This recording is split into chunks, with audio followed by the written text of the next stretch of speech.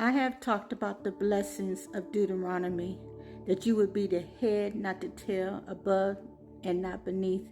You would be the lender and not the borrower. You would not lack anything. You would have produce. You would have healthy offsprings. You would have houses that you never built. You would be ruling and reigning over all the nations in all the earth, because you would see Yahuwah as your king. But I want to talk about now the curses of Deuteronomy 28. A lot of people may not have read this, but I want you to listen to the curses. I'm going to break them down. I'm going to go step by step. I'm only going to start out with a few, because it's from 15 all the way to the end of Deuteronomy. And I want you to see what group of people fits this. I'm saying it's Israel and Judah, Benjamin, and Levi. It's not the people that are proclaiming to be the Jewish, the people that are over in Jerusalem. They're not the people, because they do not fit this. But I need to prove to you these people that in Revelations 3 and 9, where it talks about they are the synagogue of Satan, and that they will one day bow down to the true Israelites and really beg for their forgiveness and be our servants.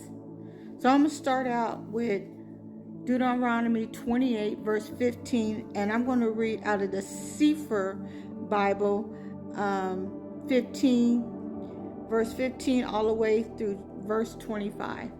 And this is talking about pestilence and diseases, curses, rebuke, famine in the land, and that we would be removed from all the earth. Okay? So in verse 15, it says, "But it shall come to pass, if you will not hearken unto the voice of Yahuwah Elohaka, to guard to do all his commandments and his statutes, which I command you this day, that all these curses shall come upon you and overtake you. Cursed shall you be in the city, cursed shall you be in the field, cursed shall you be basket and your store, cursed shall you be the fruit or your body, and the fruit of your land, the increase of your kind, and the flocks of your sheep. Cursed shall you be when you come in, and cursed shall you be when you go out." So whenever you go in a city, you will be cursed. You'll be cursed. And we're seeing this in every state and every country that we were scattered in, that we are cursed people. We're the most hated people in all the world. We're considered the lowest of low because of the curses. Verse 19, "The curse shall be with you coming in, and curse shall be when you go out. Yahuwah shall send upon you cursing, vexation, and rebuke, and all that you set your hand unto for to do, until you be destroyed, until you perish quickly, because of the wickedness of your doings, whereby you have forsaken me. Yahuwah shall make the pestilence cleave unto you, until he have consumed you from off the land, whither you go to possess it." Verse 22, "Yahuwah shall smite you with a consumption, and with a fever, and with inflammation, and with extreme burning, and with the sword, and with blasting, and with mildew, and they shall pursue you until you perish." He's talking to us. Is he talking to those people over there? Those Gentiles in Jerusalem? No, he's talking to us. Those that were scattered in the four corners of the earth. Israel, Judah, Benjamin, and Levi. "And your heaven that is over your head shall be brass, and the earth that is under you shall be iron." Verse 24, "Yahuwah shall make the rain of your land powder, and dust from heaven shall it come down upon you, until you be destroyed." Verse 25, "Yahuwah shall cause you to be smitten before your enemies. You shall go out one way against them, and flee 7 ways before them, and shall be removed into all the kingdoms of the earth. Are we seeing this? We're still seeing this. I know people saying that the curse ended, but it doesn't end for those who are not worshiping Yahuwah.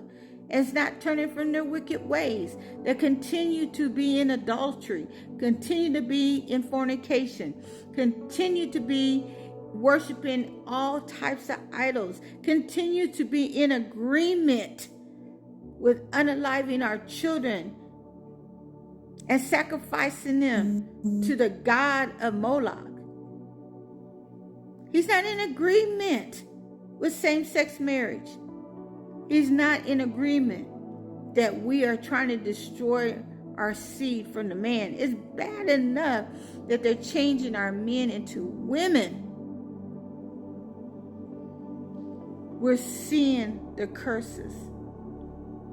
When I seen the group of men that were dressed in red dresses in, I believe it was Louisiana, my heart was broken. My heart was truly broken. Because I actually never thought that I would see that. But I do see some men rising up as an army. I have seen some gangs in LA, because I'm from LA, that are coming together in Compton and making a truce. And they're coming together ready to fight. Yahuwah is setting apart his people. He's setting apart his chosen ones. He's getting them prepared for battle. How do you get prepared? You got to start with the word. You got to meditate on the word day and night. You have to pray. You have to fast. You have to get yourself spiritually, mentally, emotionally ready. You have to prepare, because this fight is not against flesh and blood, but it's against principalities, powers, and every spiritual wickedness in high places. That's talking about to corrupt governments. That's high places. If you don't have your spiritual weapon on, you don't get up, and you don't have your word. You don't have your word to fight. You don't have anything to fight for you. Why do you think Yahushua always says, it is written? It is written. Because he's fighting the enemy with his word. You need to stand on his word, and you got to stand in battle. There's no weak men. There's no weak woman. There's no weak children anymore. You're going to have to train up your child the way they should go, so the word don't depart from them. Because everyone's going to be fighting. Are you ready? Are you ready to be set apart? Are you ready to stand in the gap and fight with the Most High? Because this Gentile nation is going to be destroyed. They're setting judgment every day with the wickedness that's going on. And if you call yourself a set apart one, a chosen one, or even a believer, or even a Christian, and you standing for this wickedness that's happening in these parties that's over us, then you are condemned already. And you definitely need to repent. Because either you're going to be on Yahuwah's side, or you're going to be on the devil's side. Which side are you going to be on?